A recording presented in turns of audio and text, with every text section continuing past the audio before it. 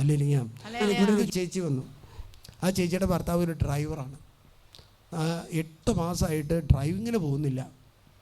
ചേച്ചി പ്രാർത്ഥനയ്ക്ക് പോകുന്നതുകൊണ്ട് ചേട്ടന് കുഴപ്പമൊന്നുമില്ല, വിടും, പോയിക്കോളാൻ പറയും, പൈസയും കൊടുക്കും. പക്ഷെ ചേട്ടൻ വരില്ല. അപ്പോൾ 8 മാസമായി കഴിഞ്ഞപ്പോൾ എന്തായി? ജീവിക്കാൻ കഞ്ഞി കുടിക്കാൻ ഒപ്പില്ലാതെ. ചേട്ടൻ പറയുന്നത് എങ്ങനെയാണ്? ഞാൻ വണ്ടി ഓടിച്ച് വരുമ്പോൾ ഒരു വലിയ ജീവി ഈ വണ്ടിയുടെ മുമ്പിൽ നിൽക്കുക. അപ്പോൾ ഞാൻ പറഞ്ഞു ആ ജീവി നമുക്ക് മനസ്സിലാക്കാം ചേട്ടന്. അപ്പോൾ ചേച്ചി ചോദിച്ചു എന്ത് ചെയ്യണമെന്ന് ചോദിച്ചു.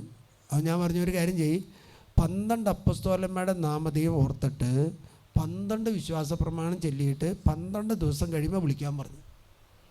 12 ദിവസം കഴിയുമ്പോൾ വിളിക്കാൻ പറഞ്ഞു. നിങ്ങളൊരു 13 അല്ലേക്കോ പൗലോസ്ലീഹയും കൂടി കൂട്ടിക്കോ. 12 വിശ്വാസ പ്രമാണം ചൊല്ലി 8ാമത്തെ ദിവസം ചേട്ടൻ പറഞ്ഞു ഞാൻ നിൻ്റെ കൂടെ പ്രാർത്ഥനയ്ക്ക് വരാണെന്ന് പറഞ്ഞു. ചേട്ടൻ ഇവിടെ ഒന്ന് പ്രാർത്ഥന കൂടി 2 തവണ കൂടി. ഞാൻ പറഞ്ഞു എന്താ ചേട്ടൻ കാണുന്നത്? ഇങ്ങനെ കൈ വെച്ച് പ്രാർത്ഥിച്ചു.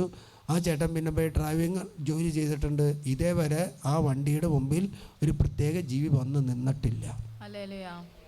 ആ ചേച്ചി ഇവിടെ നിന്ന് സാക്ഷ്യപ്പെടുത്താൻ കുറച്ചുകൂടെ നാളെടുത്തു. ജോലിക്ക് ശരിയാവുമെന്ന് നോക്കി.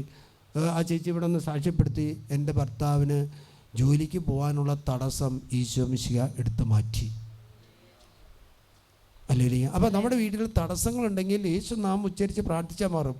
ഇനി വരാൻ സാധിക്കുന്നില്ലെങ്കിൽ 12 അപ്പസ്തോലന്മാരുടെ പകരം 13 അപ്പസ്തോലന്മാരോട് മധ്യസ്ഥ തേടി പ്രാർത്ഥിക്കും. കാരണം ഈ ദൈവത്തിലുണ്ടായ സകല ശക്തിയും ഈ അപ്പസ്തോലന്മാർക്ക് കൈമാറ്റം ചെയ്യപ്പെട്ടിട്ടുണ്ട്. അല്ലെങ്കിൽ